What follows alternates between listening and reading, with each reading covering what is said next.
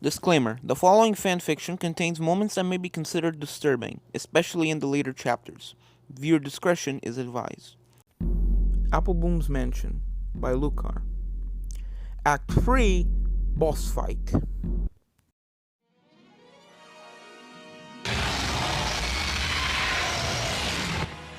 What was that roar? I heard it and felt it all the way from here. A dragon! You're fooling. I wish I was! The dragon rose its head, taking a huge breath. Understanding what it was about to do, Applebloom stopped capturing the ghosts and ran behind the nearest statue, the one of Celestia. The dragon then breathed a huge stream of fire at her, the statue thankfully protecting her, but it was now starting to melt. The fire eventually stopped, and the filly ran from the statue before bits of the molten rock could fall on her. Thinking about how she would deal with this dragon, she continued capturing the remaining ghosts. However, the dragon rose one of its claws and brought it down on her, and she quickly had to run before she was crushed. The dragon rose its other claw to do the same, and then did it repeatedly, forcing the filly to always move. The dragon then brought its head towards her, opening wide its mouth. It was trying to gobble her whole. Thinking quickly, she faced the head and with the end of the poltergust still put to red, pressed the button, catching the head in the vortex. Of course, the dragon was big and strong, so it was able to resist the pull, but since the poltergust was all red, it still couldn't fully escape the vortex. With a yell, Applebloom then pulled the handle of the poltergust to her left and slammed the head of the dragon against the half-melted statue of Celestia, destroying the statue and stunning the dragon for a few seconds. During those few seconds, Applebloom didn't stop sucking up all the head, but only stopping a little when the poltergust was about to overheat before restarting. The dragon recovered and immediately swept one of its claws on the balcony toward her from the left. To avoid it, she got the idea of pointing the poltergust to green, and the sudden decrease of the poltergust strength led to the dragon raising its head and drag Applebloom in the air with it. Once the claw passed under her, she released the button and let herself drop on the balcony to put the poltergust back to red and restart capturing the few remaining ghosts, only for more of them to appear to help the dragon, who started slamming its claws to crush her again before taking another huge breath. Seeing it, Applebloom ran behind the statue of Luna, using it to protect herself from the stream of fire. Once it stopped, she ran away and finished capturing the ghosts, finishing with a manticore along with a centaur and a yak, before she turned to the dragon, seeing it was trying to gobble her again. Like before, she trapped the head in the vortex, then slammed it on the half-melted statue of Luna, stunning it.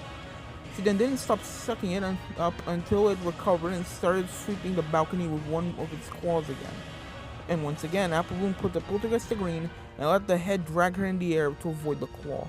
And once it passed, she released the head before putting the poltergust back to red. However, the dragon used its other claw to sweep the balcony from the other side, and she was forced to run to escape it until it couldn't reach her on the opposite side. At this moment, the door from which Applebloom reached the balcony opened, and Applejack and the others came, only to stop as they saw the dragon raise its head before spitting dozens of giant fireballs in the air, making them rain all over the balcony. Applebloom was running everywhere to try to dodge them.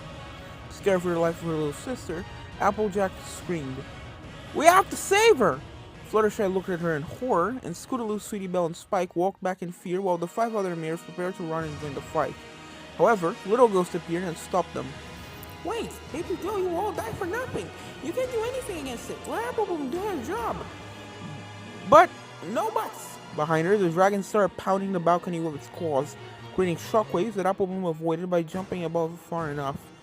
The dragon started by pounding its claws alternatively, then slammed both of them at the same time 5 times. You would just be hindrances to her. All you would be able to do is dodge his attacks, worrying her, which could get her killed, and look.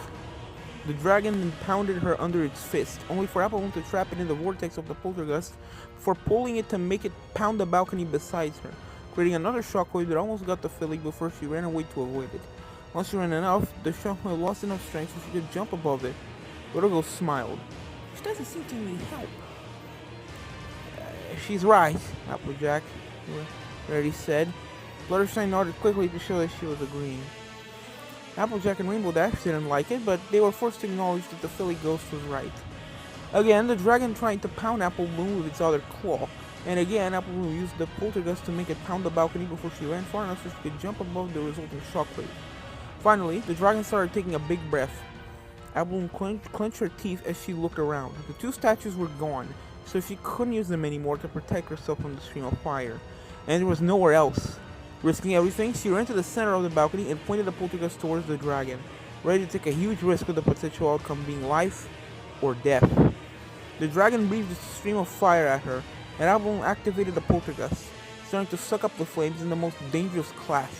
Either the poltergeist will overheat first, or the dragon will stop breathing the fire first. Applebloom watched in worry, the overheat gauge slowly failing as she wasn't releasing the button. But the dragon stopped breathing fire first. As a result, she trapped the head in the vortex, then pulled, slamming it on the balcony. She then did it a second time, and a third time, before stopping as the overheat gauge was almost full. As she waited for the gauge to empty itself, she looked in worry at the dragon, hoping that it would remain stunned until the gauge was empty. As soon as it was empty, she activated the poltergeist just in time as the dragon was recovering. Again, she slammed the head on the balcony, but the dragon resisted and immediately started bringing its claw down to crush her, only for her to run away. It then tried to pound her again, but then she slammed the head, stopping its attack. She slammed it again, and then the head started approaching the poltergeist. The dragon put its claws against the edge of the balcony to resist, but it still lost the fight. As its head entered the machine, its body then started spinning in the vortex as it was sucked up, the neck entering, then the torso, then its belly along with its arms. Finally, its ghost tail entered the poltergeist, and the shock of it entering propelled Applebloom backwards on her back with a huge poof. The key appeared just at her right as the filly breathed heavily, absolutely drained of energy and hurt. I captured it! There is no word to express what I want to say. You have surpassed me, Applebloom. Definitely. But you should come back. You really need a rest. And there's a bath ready for you, remember? Yeah. Give me a few minutes. But then she was surrounded by ponies and a dragon looking at her with awe and happiness. And for Applejack, with pride. The orange mare hugged her. I'm so proud of you, Applebloom. You caught the dragon. That was awesome, Rainbow Dash and Scootaloo both shouted. You were amazing, Pinky shouted. And Applebloom laughed, smiling at the praises. Thank you, Appy Pony. As a reward, Twilight stared with a big smile. You outjoyed us! Drat, Applebloom said with horror in the forelegs of some pony who she shouldn't be in the forelegs of right now. Yes, it is time for you to join us. Applebloom looked around for a way to get out of this. Then she saw the vines of the deer still on the balcony and got an idea. She headbutted Applejack, getting her to drop her, then used the poltergeist to slam her on Twilight to stop the lavender mare from using her magic, only to be caught in Rarity's magic. So she took the poltergeist from her back and threw it at the mare, hitting her on the head. Back on the ground, she took the key and quickly ran to grab the vacuum, only to see Rainbow Dash charging at her. So she stopped, took her bat, and placed it horizontally right on the cyan mare's path. Rainbow Dash had hit it, but she still pushed the filly back towards Rarity's legs before crashing on the ground. Applebloom quickly put the poltergeist on her back as she started running towards the nearest vine. Pinkie Pie jumped on her way to stop her, now wearing a helmet. You won't be able to hit me on the head this time! So Applebloom did something else. She charged head first, right onto Pinkie's belly, knocking the breath out of her. Applebloom then used the poltergeist to lift the pink mare before slamming her behind her. Rarity, who had recovered, as well as Fluttershy, Spike, Sweetie Belle, and Scootaloo, were running after her, quickly followed by Applejack and Twilight, whose horns started to lighten. But Applebloom then reached the vine and climbed it before using it to slide all the way back to the courtyard. Vines now present everywhere on it. Seriously? She heard Twilight shout. I'm after her, Rainbow Dash shouted. You come with me, Flutters. So Applebloom hastened to the door to the first floor's hallway. The Pegasus on her tail, past it, then slammed the door right in Rainbow Dash's muzzle. By the time Rainbow recovered, Fluttershy remained at her side, and Applebloom already reached the foyer and exited the manor. Hundreds of ghosts, a crazy great times whatever aunt, a wraith, a dragon. You never ceased to impress me since you returned to the mansion, Applebloom. And I was already really impressed after you captured Bogmire. You cleared the first floor and the second floor, and you started the third floor. When you return in it, you'll probably finish the rest of the mansion. Yeah, but who knows what other horrors I'll encounter. Well, after the Wraith and the Dragon, I don't think you would encounter anything worse. And don't say that too quickly. Life proved there's always worse. Back in the lab, Smart Spirit was transferring the ghosts and the crystals while Applebloom was taking a bath to get rid of the urine on her hooves.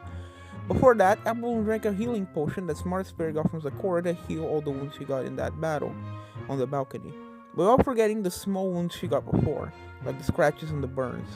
Sadly, the potion couldn't heal the wound to her soul that the Wraith inflicted on her. Like Smart Spirit said, she'd either have to go to a specialist or wait for it to heal with time. But at least the pain became more bearable. What do you think I'll encounter after that? Applebloom asked. Well, I don't know. Anything, really. You could even end up fighting a Hydra for all I know. After the Dragon and the Wraith, everything is possible. Hey, maybe I'll encounter a Wendigo. Yeah, that would be your luck. Oh! Applebloom got out of the bath, and as she used the towel, the professor said, Bed's ready for you. After such a battle, you'll need some rest. Again. Meanwhile, I'll go put all these trophies in your clubhouse. Yeah, no objection. Oh, and Applebloom? Yeah? Smart Spirit gave his biggest smile. We're almost done. Just a little more effort. Applebloom smiled. Yup.